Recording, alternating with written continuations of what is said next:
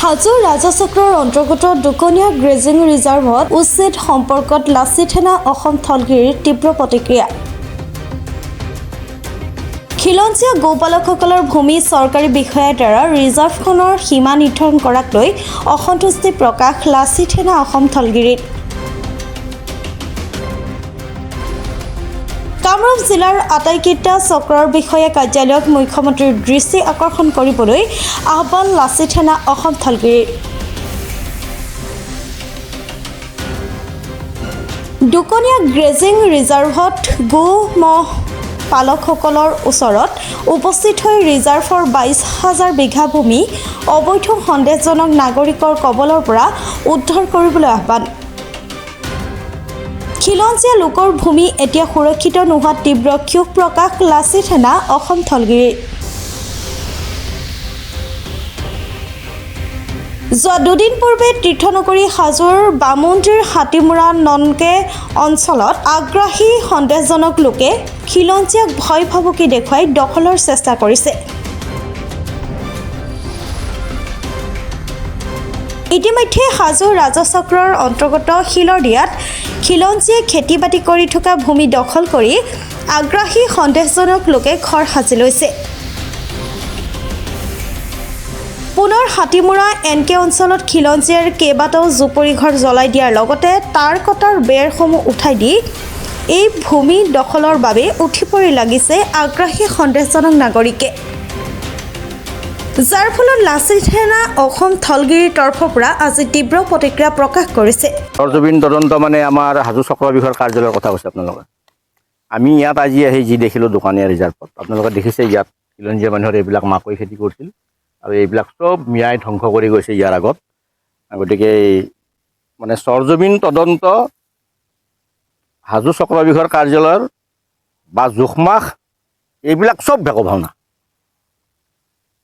এইকাৰণে কৈছোঁ ভেকো ভাওনা, আজি 10-12 বছৰৰ পৰা খালি দোকানীয়া ৰিজাৰ্ভত খালি জোখমাখ খালি সীমা এইবিলাক ভেকো ভাওনা কৰি আছে হাজো চক্ৰ বিষয়ৰ কাৰ্যালয়। কিমানটা মণ্ডল ট্ৰেন্সফাৰ হৈ গ'ল, কিমান চক্ৰ বিষয়া ট্ৰেন্সফাৰ হৈ গ'ল, কোনো ধৰণৰ ফলপ্ৰসূ হোৱা নাই ইয়াত। এইকাৰণে হোৱা নাই, হাজো চক্ৰ বিষয়া কাৰ্যালয়ে খালি এটাই জানে, তাৰ কৰ্মচাৰীসকলে তেওঁলোকে খালি জানে যে ইয়াত মাটিৰ কোন প্ৰকৃত মালিক ফেক্টৰ নহয়, পইচাটো মেইন ফেক্টৰ। হাজো চক্ৰ বিষয়ৰ কাৰ্যালয়ত যোনে বেছি পইচা দিব পাৰে তেওঁৰে মাটি তেওঁলোকৰ মতে। গতিকে তেওঁলোকে ইয়াত সৰজমিন তদন্ত এটা বাহানা। ইয়াত আপোনালোকে গম পায় দোকানীয়া ৰিজাৰ্ভত 5টা চৰ মিলি 22,000 বিঘা মাটি আমি তথ্য সহকাৰে গম পাওঁ। আৰু সেই মাটিখিনি আমাৰ স্নেহমৰ্ধন মানে আমাৰ বিষ্ণুৰাম মেধি ডাঙৰীয়াই এইটো খিলঞ্জীয়া মানুহৰ কাৰণে 1950 চনতে এলটমেণ্ট দি গৈছিল দুচৰণীয়া পথাৰৰ কাৰণে। গতিকে সেইখিনি মাটি 22,000 বিঘা মাটি এতিয়া মিয়াৰ দখলত। গতিকে চক্ৰ বিষয়ৰ কাৰ্যালয়টোই বৃহৎ পৰিমাণৰ ধনৰ লেনদেন। ইয়াত আগত যিটো মণ্ডল আছিল তপাবুৰী লাটৰ মণ্ডল, কিবা আনছুৰ আহমেদ নে কি নামটো ইমান ভালদৰে মই ক'ব পৰা নাই কি নাম তেওঁৰ, তেওঁ আৰু তপাবুৰীৰ মণ্ডলে গাঁওবুঢ়াই লগ লাগি 22,000 বিঘা ভূমিৰ পৰা 8,000 বিঘা কৰিলে তেওঁলোকে। চাওকচোন ইমান দুখৰ কথা। সেইটোতো বেলেগ কথা, বাৰু 22,000 বিঘাৰ পৰা 8,000 বিঘাই হ'ল, কিন্তু খালি সৰজমিন তদন্ত, খালি জোখমাখ মিছাও এইবিলাক।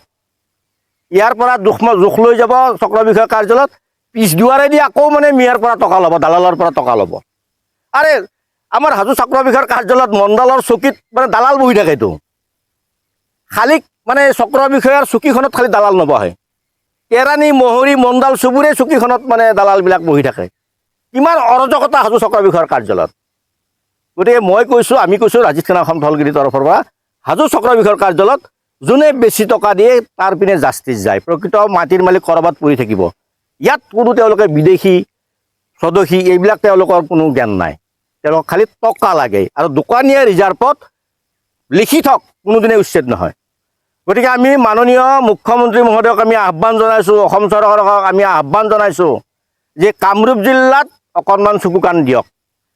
কামৰূপ জিলাত যিকেইটা চক্ৰ বিষয়ৰ কাৰ্যালয় আছে গোটেইকেইটা দুৰ্নীতি ভ্ৰষ্টাচাৰত একদম নিমজ্জিত হৈ আছে।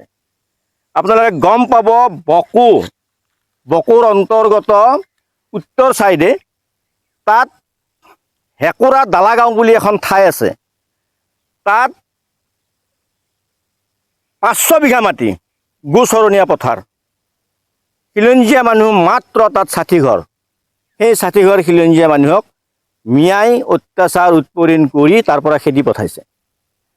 চক্ৰ বিষয়ৰ তোমাৰ এইখন মানে নগৰবেৰা চক্ৰ বিষয়ৰ কাৰ্যালয়ত তাত বাৰম্বাৰ খিলঞ্জীয়া মানুহে কাকুতি মানিতি কৰাৰ পিছতো কোনো ধৰণৰ সৰজমিন তদন্ত কৰা নাই, আৰু কৰা নাইতো নায়েই, আৰু কোনো ধৰণৰ ৰিপৰ্ট তেওঁলোকে মানে আমাৰ উপায়ুক্ত মহোদয়ৰ কাৰ্যালয়কে প্ৰেৰণ কৰা নাই।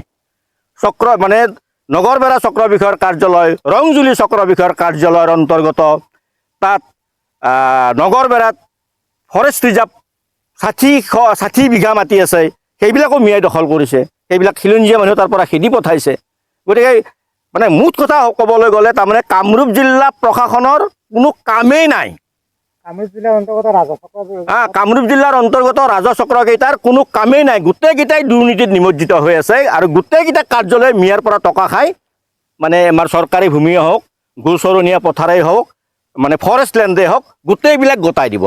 আমি মানে মাননীয় মুখ্যমন্ত্ৰী মহোদয় অসম চৰকাৰক আমি আহ্বান জনাইছোঁ যে অনতিপলমে কামৰূপ জিলাৰ অন্তৰ্গত চক্ৰ বিষয়ৰ কাৰ্যালয়কেইটাক নাকি লগাওক, অন্যথা কিন্তু খিলঞ্জীয়া মানুহৰ মাটি কিন্তু এৰি দিব লাগিব কামৰূপ জিলাত।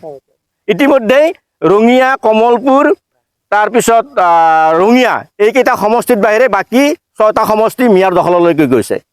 গতিকে মুখ্যমন্ত্ৰী মহোদয়ে ভাবি আছে নেকি যে আমি মানে ডিলিমিটেশ্যন কৰিছোঁ, কিবা কৰিছোঁ, আমি সমষ্টি মানে সুৰক্ষিত হ'ব মিয়াৰ পৰা? এইটো মিছা কথা। যেনেকৈ আগ্ৰাসন হৈছে না, খিলঞ্জীয়া মানুহক অত্যাচাৰিত কৰি খেদি পঠাইছে, সকলো সমষ্টিতে খেদি পঠাইছে। সেইদিনা দেখা নাই শুৱালকুছিত মানে আমাৰ ৰাক্ষসনী নে হাতীমূৰীয়া NC মানে ৰিজাৰ্ভত কি হ'ল? তাত দুৰ্বৃত্তই মানে আমাৰ গোচৰণীয়া মানে পথাৰত যিখিনি আমাৰ মৌপালক আছিল তেওঁলোকৰ ঘৰ বাৰী জ্বলাই দি একদম দাও কোঠাৰলৈ খেদি পঠালে তেওঁলোকক। কিন্তু শুৱালকুছি আৰক্ষী মানে যিটো আৰক্ষী থানা আছে, নদী আৰক্ষী থানা আছে, হাজো আৰক্ষী থানা আছে, বা কামৰূপ জিলা প্ৰশাসন আছে, উপায়ুক্তৰ কাৰ্যালয় আছে, চক্ৰ বিষয়ৰ কাৰ্যালয় আছে, কিবা কাণসাৰ কৰিছে নেকি? একো কাণসাৰ কৰা নাই। মিছাও ক'ৰবাত মিয়াই উৎপাত কৰিলে মানে মিছাও চক্ৰ বিষয়া আহি যাব দুজনমান মণ্ডালৰ লগত লৈ, আৰু কিবা জোখমাখ কৰি যাব, ৰাইজক দেখুৱাই, আৰু এসপ্তাহমানৰ পিছত চব পাহৰি যাব। এইবিলাক চব কামৰূপ জিলাত ভেকো ভাওনা হৈ আছে। গতিকে আমি লাচিত থানা অসম থলগিৰিৰ তৰফৰ পৰা চক্ৰ বিষয়া কাৰ্যালয়কেইটাক কামৰূপ জিলাৰ মাননীয় মুখ্যমন্ত্ৰী মহোদয়ৰ মানে হেৰিত মানে অলপ নাকি লগোৱাৰ ব্যৱস্থা কৰিব লাগে মুখ্যমন্ত্ৰী। হাজোৰ পৰা কমলাকান্ত দাসৰ ৰিপৰ্ট, প্ৰাতঃ টাইম ডিজিটেল।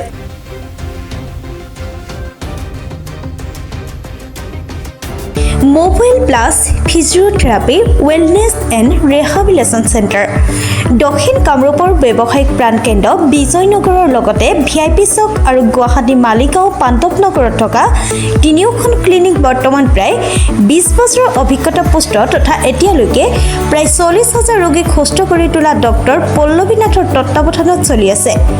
এই ফিজিঅ'থেৰাপি চেণ্টাৰ তিনিটাত বৰ্তমান অভিজ্ঞ ডক্টৰৰ দ্বাৰা যিকোনো জটিল ফিজিঅ'থেৰাপি চিকিৎসাৰ লগতে যিকোনো ৰোগীৰ ঘৰলৈ গৈ চিকিৎসা সেৱাৰ সুব্যৱস্থাও ৰাখিছে।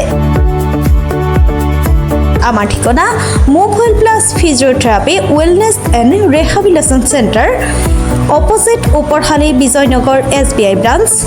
আমাৰ VIP চকৰ ঠিকনাটো হ'ল VIP Chowk near VIP bus stop, Borjhar, Guwahati. আমাৰ মালিগাঁও ঠিকনাটো হ'ল চেলাছ 360 physiotherapy and rehabilitation centre, Maligaon, Pandavnagar, Guwahati 12। আমাৰ যোগাযোগ নম্বৰ হৈছে 8011744696।